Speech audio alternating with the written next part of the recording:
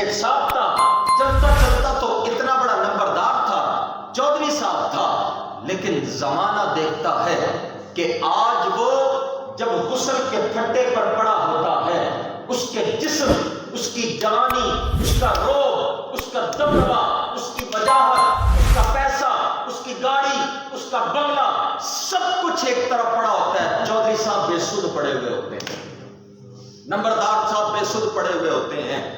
وہ نوجوان کہ جس کی جوانی کا روب اتنا تھا کہ گلی میں جب چلتا تھا تو زمانے کے نوجوان اس کی جوانی پر رشک کرتے تھے، اس کے سینہ، اس کا چوڑا سینہ، اس کے بڑے بڑے ڈوڑے، اس کا جسم اس کا دیکھنے کے قابل تھا، لیکن آج اس کا جسم غسال کے ہاتھوں میں ہے۔ جب چاہے وہ کبھی ایسے پلٹتا ہے، جب چاہے وہ کبھی ایسے پلٹتا ہے۔ آج تو اس کے اندر اتنی مجال بھی نہیں ہے کہ وہ اپنا ستر بھی ان سے چھپا سکے۔ زمانے کے اندر تو پتہ نہیں بندہ کیا بنتا پھرتا ہے۔ کاش انسان کو اپنی حقیقت سمجھ آ جائے۔ انسان کے اندر جو فرعونیت آج جاگ گئی ہے، ترجیحات کے تعین نے انسان کو جو بنا دیا ہے، کاش اس کو اپنے جسم کی حقیقت سمجھ آئے، کاش اس کو اس بات کا ادراک ہو، اس کو یہ سمجھ آئے کہ یہ جسم جب فانی ہے تو کیوں نہ اس جسم کو اللہ اور اس کے رسول کی رضا کے کاموں میں لگا دیا جائے۔ کیوں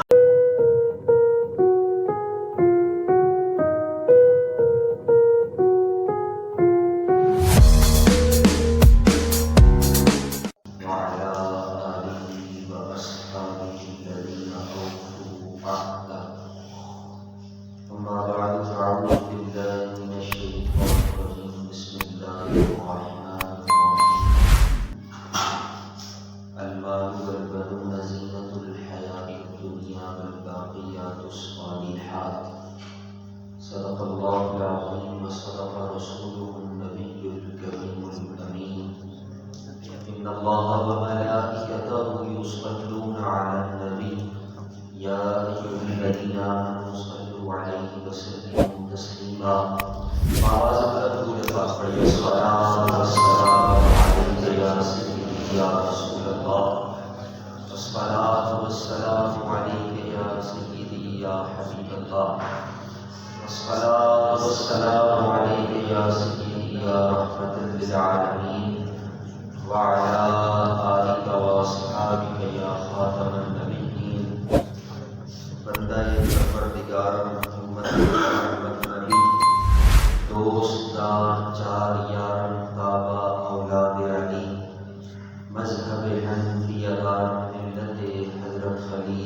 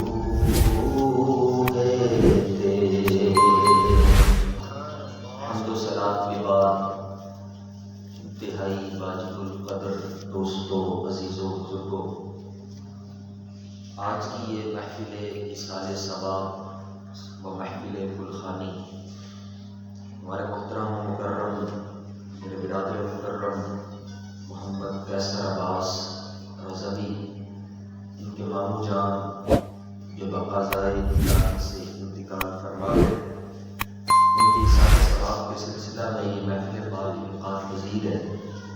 دعا ہے کہ رب کریم مرحوم کی قبر پر کروڑوں رحمتوں کا نزول فرمائے۔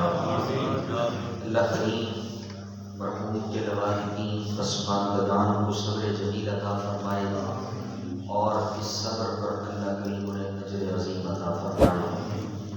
میرے دوستوں، بزرگوں، ساتھیوں، ہر شخص کی زندگی کے اندر کچھ ترجیحات ہوتی ہیں، کچھ پرائرٹیز ہوتی ہیں۔ ان ترجیحات کو حاصل کرنا اس کی زندگی کا مقصد ہوتا ہے، اور مختلف لوگوں کی زندگی کے اندر مختلف ترجیحات ہوتی ہیں۔ اگر کوئی پراپرٹی ڈیلر ہے تو اس کی ترجیحات یہ ہوتی ہیں کہ وہ کوشش یہ کرتا ہے کہ کسی پلاٹ کا جب سودا ہو تو وہ شخص وہاں پر موجود ہو اور سودا وہ کروائے، تاکہ اس کے حصے کا کمیشن اسے میسر آ سکے۔ اگر کوئی پلاٹ اس کے ہاتھ سے نکل جاتا ہے تو وہ اس پر بڑا افسوس کرتا ہوا نظر بھی آتا ہے، وہ بڑا پریشان ہوتا ہے، یار پلاٹ میرے ہاتھ سے نکل گیا، میں نے بڑی کوشش کی تھی، اس پارٹی کو بھی لگایا، اس پارٹی کو بھی لگایا، لیکن پلاٹ میرے ہاتھ نہیں لگ پایا، بڑا افسوس کرتا ہے۔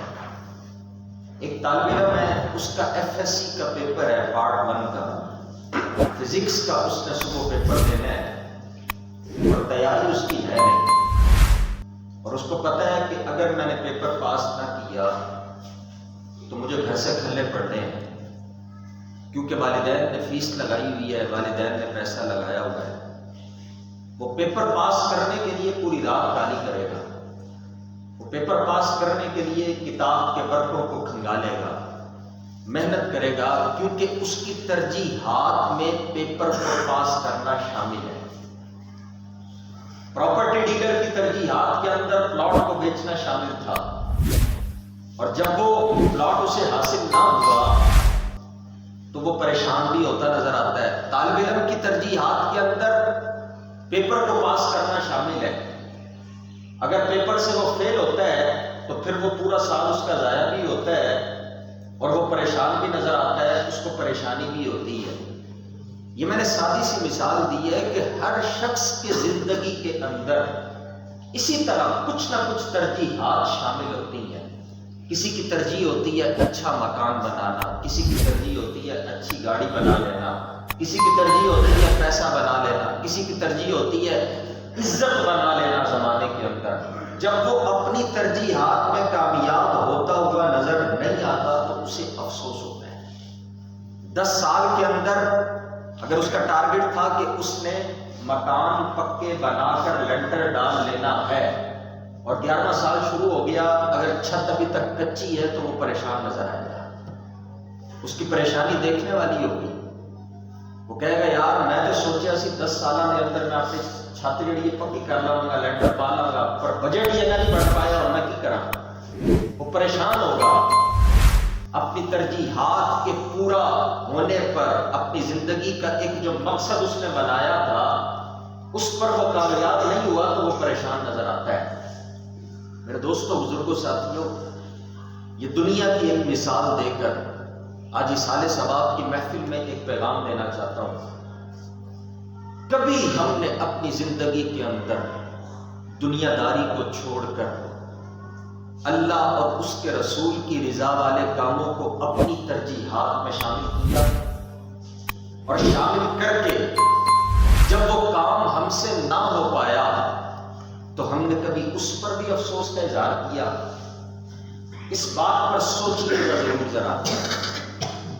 اگر پراپرٹی ڈیلر کے ہاتھ سے مکان نکلتا ہے تو پراپرٹی ڈیلر پریشان نظر آتا ہے، لیکن کبھی پراپرٹی ڈیلر نماز باجماعت نکلنے پر بھی پریشان نظر آیا؟ کبھی پراپرٹی ڈیلر اس بات پر بھی پریشان نظر آیا کہ مہینے گزر گئے اس کے گھر پر قرآن نہیں کھلا؟ طالب علم کا فزکس کا پیپر نکلتا ہے، اس کی سپلی آتی ہے، وہ پریشان نظر آتا ہے، اس کو خوف اس بات کا ہے کہ میرے گھر والے مجھے چھوڑیں گے نہیں۔ لیکن وہی نوجوان کبھی اس بات پر بھی افسردہ نظر آتا ہے کہ نبی کریم رؤوف الرحیم صلی اللہ تعالی علیہ وآلہ وسلم سے کتنے وفاؤں کے بندھن اس نے باندھے۔ کبھی وہ اس بات پر افسردہ نظر آتا ہے، اس کی جوانی کی عمر گزر رہی ہے، توبہ کی طرف وہ نہیں آتا۔ میرے دوستو، بزرگوں، ساتھیوں، ہم نے اپنی ترجیحات کا تعین کیسا کیا، اور ان ترجیحات پر ہمیں افسوس بھی اتنا ہوتا ہے کہ اگر ہماری ترجیحات پوری ہوتی ہوئی نظر نہیں آتی، ہم زمانے کے اندر منہ بنا کر پھرتے ہیں، کوئی ڈپریشن کا شکار ہو جاتا ہے، کوئی انزائٹی کا شکار ہو جاتا ہے، کوئی سٹریس میں پڑا ہوا نظر آتا ہے، کسی کا دماغ فیل ہو جاتا ہے، کوئی بلڈ پریشر کسی کا شوٹ کر جاتا ہے۔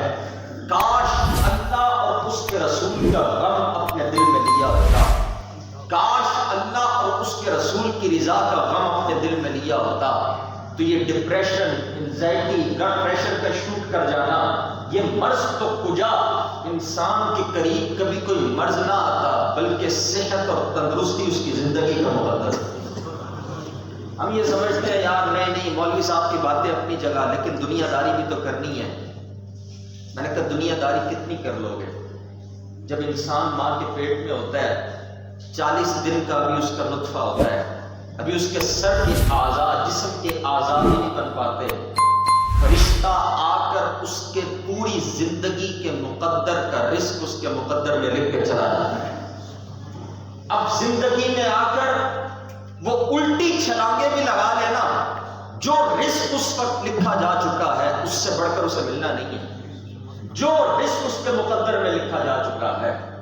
سبب اختیار کرنا بندے کے ذمہ ہے، لیکن سبب کے پیچھے لگ کر اپنی ترجیحات کے اندر دنیا داری کو شامل کر دینا، سبب کے پیچھے لگ کر اپنی ترجیحات کے اندر اللہ اور اس کے رسول سے دوری کو شامل کر دینا، سبب کے پیچھے لگ کر اپنی ترجیحات کے اندر دنیا داری کو اتنا حاوی کر دینا کہ انسان اللہ سے دور ہو جائے۔ یہ کون سی کتاب میں لکھا ہوا ہے؟ میں اور آپ اس بات پر غور کریں۔ آج ایک جانے والا چلا گیا، لیکن میں نے اور آپ نے بھی اسی طرح دنیا سے رخصت ہونا ہے۔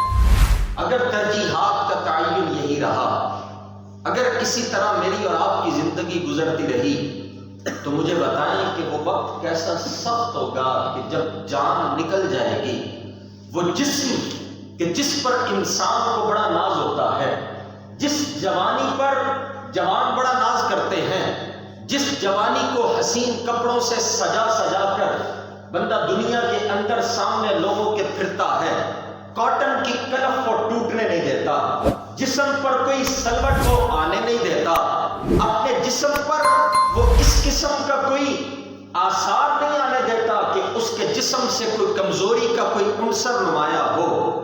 لیکن وہی جسم، وہی روح، وہی دبدبہ، وہی وجاہت کیسے ختم ہوتی ہے؟ ایک سیکنڈ لگتا ہے سانسوں کی مالا ٹوٹنے میں۔ چلتا چلتا تو نوجوان تھا، چلتا چلتا تو سیٹ صاحب تھا، چلتا چلتا تو اتنا بڑا نمبردار تھا، چودھری صاحب تھا، لیکن زمانہ دیکھتا ہے کہ آج وہ جب غسل کے پھٹے پر پڑا ہوتا ہے، اس کے جسم، اس کی جوانی، اس کا روح، اس کا دبدبہ، اس کی وجاہت، اس کا پیسہ، اس کی گاڑی، اس کا بنگلہ، سب کچھ ایک طرف پڑا ہوتا ہے۔ چودھری صاحب بے سود پڑے ہوئے ہوتے ہیں، نمبردار صاحب بے سود پڑے ہوئے ہوتے ہیں۔ وہ نوجوان کہ جس کی جوانی کا روب اتنا تھا کہ گلی میں جب چلتا تھا تو زمانے کے نوجوان اس کی جوانی پر رشک کرتے تھے، اس کے سینہ، اس کا چوڑا سینہ، اس کے بڑے بڑے ڈوڑے، اس کا جسم اس کا دیکھنے کے قابل تھا، لیکن آج اس کا جسم غسال کے ہاتھوں میں ہے۔ جب چاہے وہ کبھی ایسے پلٹتا ہے، جب چاہے وہ کبھی ایسے پلٹتا ہے. آج تو اس کے اندر اتنی مجال بھی نہیں ہے کہ وہ اپنا ستر بھی ان سے چھپا سکے. زمانے کے اندر تو پتہ نہیں بندہ کیا بنتا پھرتا ہے. کاش انسان کو اپنی حقیقت سمجھ آ جائے. انسان کے اندر جو فرعونیت آج جاگ گئی ہے، ترجیحات کے تعین میں انسان کو جو بنا دیا ہے، کاش اس کو اپنے جسم کی حقیقت سمجھ آئے. کاش اس کو اس بات کا ادراک ہو، اس کو یہ سمجھ آئے کہ یہ جسم جب فانی ہے تو کیوں نہ اس جسم کو اللہ اور اس کے رسول کی رضا کے کاموں میں لگا دیا جائے.